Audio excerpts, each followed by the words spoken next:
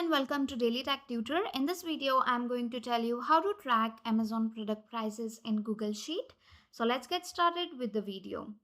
So basically, as you can see, I have a Google Sheet open here, and here is the Amazon product link for which I want to fetch the prices. What you need to do, just you need to click on this URL and click on Ctrl C, copy the URL here that you see the link for the particular product. So there is a formula for this that is called import XML. So basically I've written the formula here. As you can see, import XML, here you need to enter the product link, and this is basically in this product link here it tells Google which part of the page you need to grab. Basically in this case it's the price, right? So this is what this particular formula do.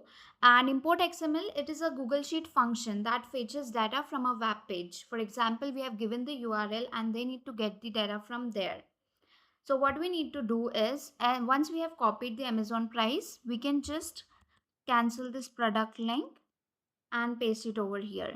So the whole formula has been created. You can just copy this, go to any of the particular cell and paste it over.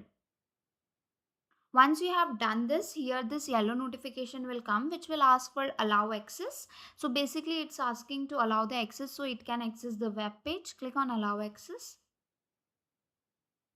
and then wait for a few seconds. So as you can see here, the prices has been fetched. For the link that you have selected, there are many prices which been fetched, the different prices. So this is how basically you can fetch the prices from the Amazon. You can create a proper Google Sheet. For example, you can enter the product name here, what is the product URL, XYZ, etc.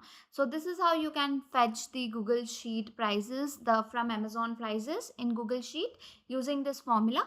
If the tutorial was helpful, please like and subscribe.